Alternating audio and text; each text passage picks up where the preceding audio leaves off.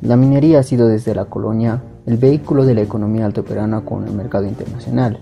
En el ámbito interno, ella ha desempeñado con frecuencia una función articuladora de las esferas agrícola y comercial, cuyos ritmos de crecimiento se han visto condicionados en mayor o menor grado por el curso de los ciclos mineros. Los cambios en la cotización de la plata durante el siglo XIX afectaron de manera particular a aquellas economías como las de México y Bolivia, para los cuales este metal constituía el rubro más importante de sus exportaciones y la base de sus sistemas monetarios. La curva de los precios internacionales de la plata en el siglo XIX muestran dos fases claramente definidas. La primera arranca en realidad a fines del siglo XVIII y se extiende hasta 1873 aproximadamente.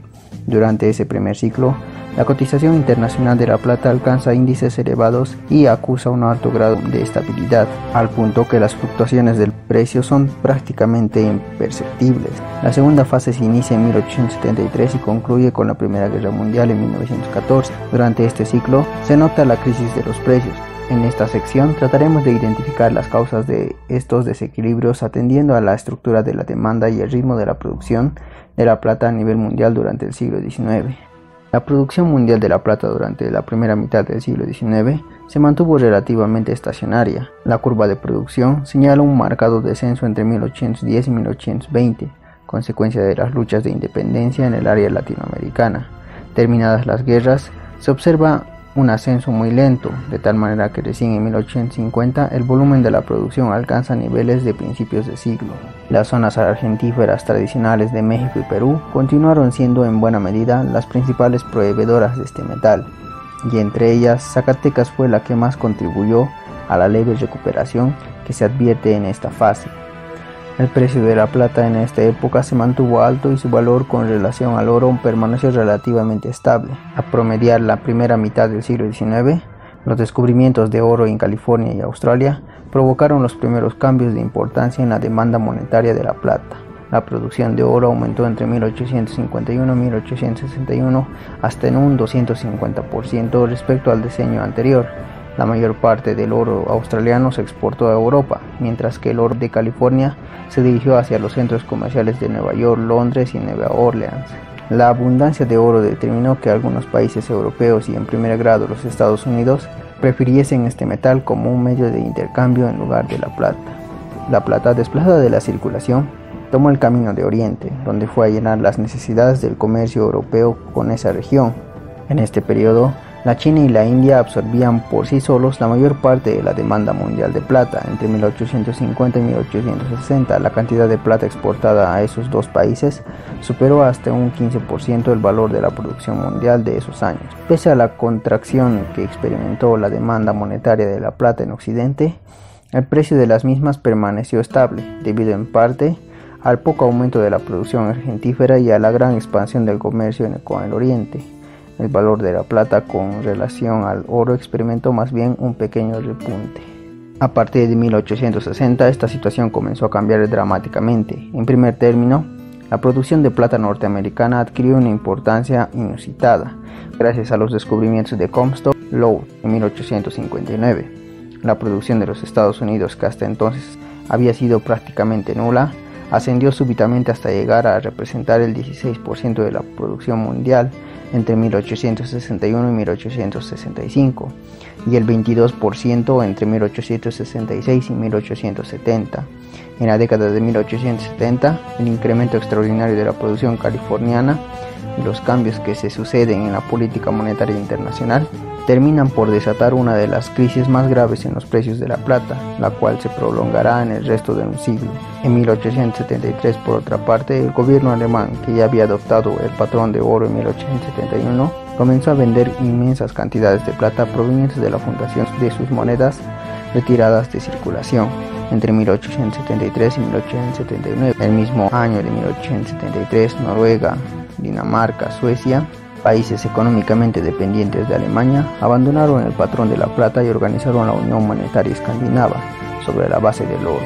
Aún más, la Unión Latina, creada en 1865 con el objetivo de asegurar la acuñación de monedas de plata en los países miembros como Francia, Bélgica, Suiza, Italia, se vio obligada primero a limitar, luego a suspender su acuñación de monedas de plata entre 1874 y 1877 respectivamente.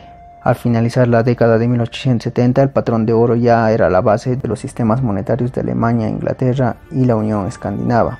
Como resultado de este proceso, la demanda monetaria de plata a nivel internacional se redujo notablemente. El metal argentífero se negociaba con cualquier otra mercancía y a partir de entonces el valor de los productos pasó a expresarse en precios oro.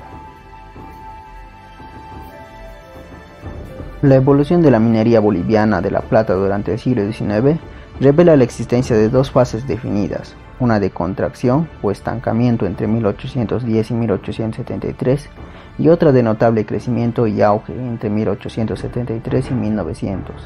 Durante la primera fase, la producción permanece relativamente estacionaria y los precios que rigen en el interior del país se hallan fijados por el Estado, que ejerce un monopolio fiscal sobre la compra de pastas y minerales de plata. El periodo de auge se distingue por un acelerado crecimiento de la producción de plata, que ahora se comercializa a precios de mercado libre, precios que, como hemos visto, acusan a un descenso continuo de la plata a partir de 1873. Dentro de estos dos grandes fases es posible reconocer subperiodos, los cuales, sin apartarse de las tendencias generales de los ciclos mencionados, poseen características propias.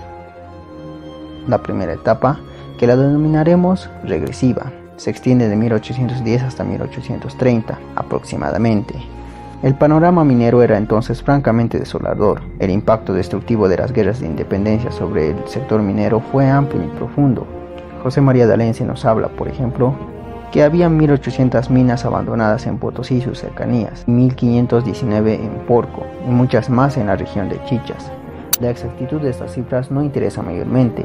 Para revitalizar la industria minera era necesario, entre otras cosas, el concurso de capitales. El capital inglés, ansiosamente esperado en esa época, no llegó a materializarse como se esperaba. Ante la ausencia de inversiones extranjeras, la iniciativa de rehabilitar la industria minera quedó en manos de los recursos limitados del capital interno. Al crearse Bolivia, la escasez de capitales en el área minera era notoria. Hacía ya algún tiempo que, debido a las mejores ganancias que reportaban las actividades comerciales, los capitales se dirigían hacia ese campo en detrimento de la actividad minera. La efervescencia liberal de los primeros años republicanos agudizó aún más esta tendencia, provocando un repentino, aunque efímero, boom comercial. En la década de 1830, unas cuantas firmas extranjeras que ya habían penetrado en el país, a las que más tarde se unirían algunas casas locales como las de Aramayo, lograron monopolizar el comercio. En 1828, el experimentado minero don José María de Jáuregui forma con un grupo de comerciantes la empresa Begoña para trabajar sus minas en el distrito de Chayanta. En 1832 se crea la sociedad de Huanchaca, en la provincia de Porco, bajo la dirección del minero Mariano Ramírez, y con los recursos recolectados primero de 3 socios y más tarde de 12. Se inician los trabajos de desagüe de la mina de Pulacayo. Por esos años, don José Santos Reza y don Calixto Llanes organizan el trabajo de sus minas en Portugalete y Choroma. Fue así que se inició la nueva etapa de evolución minera en el país, que denominamos la fase de reconstrucción, la cual se extiende desde la década de 1830 hasta mediados del siglo aproximadamente. Durante esta fase, la minería de plata evolucionó sobre pautas todavía coloniales. Los problemas fundamentales que entonces enfrentaba el sector podían sintetizarse en los siguientes puntos: monopolio fiscal, escasez de mercurio, falta de mano de obra e insuficiencia de capitales. Por ley, los mineros estaban obligados a vender su producción de plata a los bancos de rescate, donde, una vez comprobada la ley y el peso de las pastas y minerales de plata, se les pagaba a precios fijados por el gobierno. Los precios ofrecidos por los bancos de rescate, aunque ascendentes, fueron casi siempre inferiores a los del mercado libre. A estas circunstancias debe añadirse el hecho de que a partir de 1833 los pagos se hacían frecuentemente en moneda feble. El monopolio fiscal y la moneda feble representan para el minero un impuesto indirecto que fluctuó entre el 15 y 25% del valor de la producción.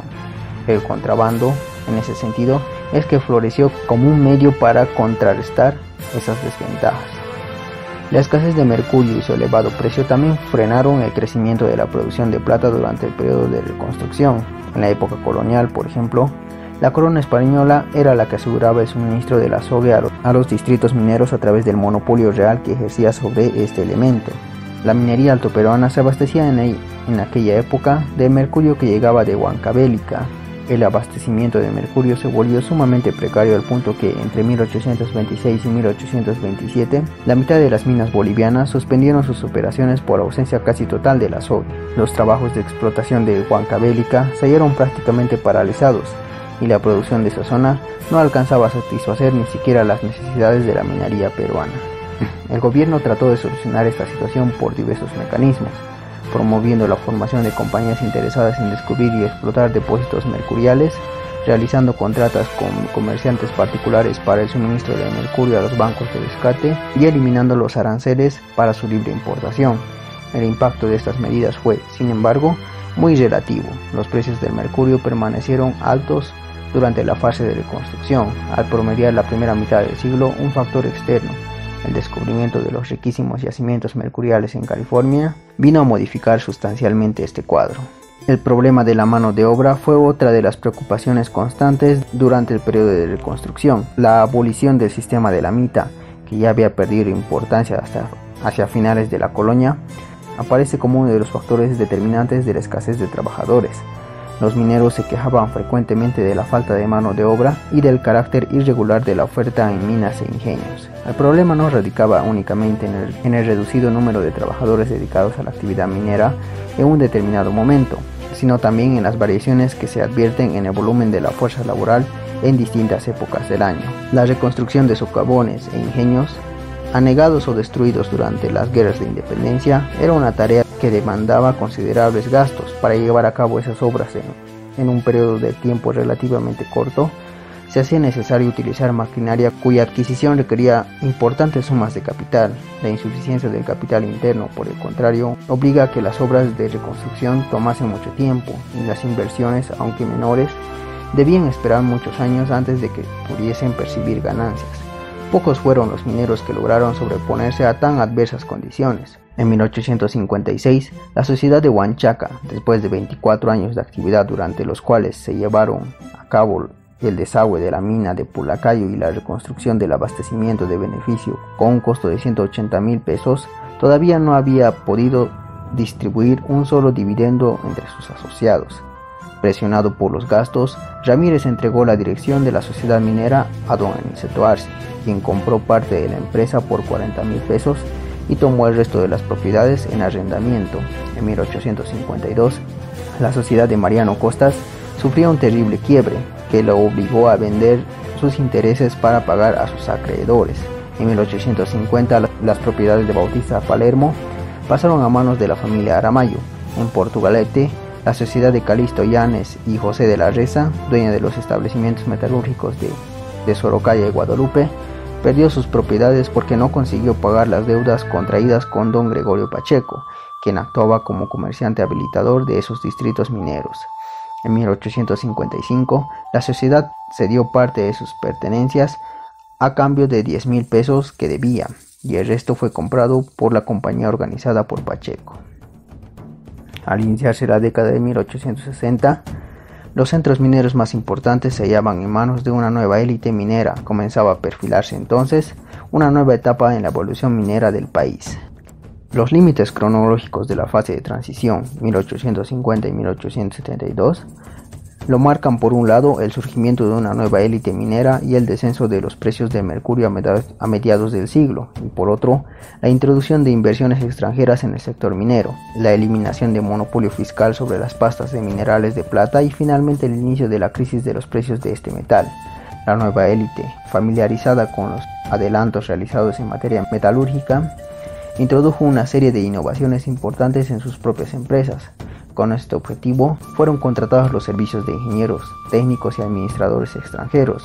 Recordemos a guisa, por ejemplo, los nombres de Ernesto Ruck, quien realizó importantes estudios en los distritos mineros de Huanchaca, Potosí, y otros como William Bruckner, inventor del horno Bruckner, y los hermanos Franquet, que desarrollaron una nueva técnica de amalgación que lleva su nombre. La minería del país atravesaba entonces una coyuntura relativamente favorable.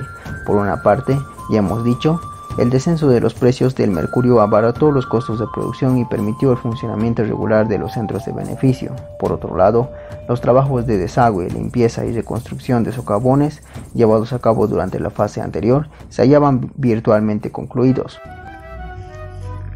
El relativo fortalecimiento económico de la industria minera, que permitió a la nueva élite minera adquirir el mayor poder político en su lucha contra aquellos esquemas coloniales que impedían el crecimiento del sector, en torno a temas de monopolio y la feble, se fue configurando entonces dos grupos de intereses contrapuestos. De un lado estaban los mineros y comerciantes que promovían el libre cambio y la abolición del monopolio fiscal y la acuñación de moneda feble.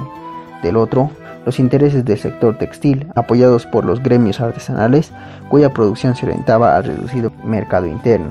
De todas maneras, en 1872, la política librecambista logró un triunfo decisivo al decretarse ese año el libre comercio de las pastas y minerales de plata. La fase del auge se extiende desde 1872 hasta fines del siglo aproximadamente y se caracteriza por los siguientes elementos.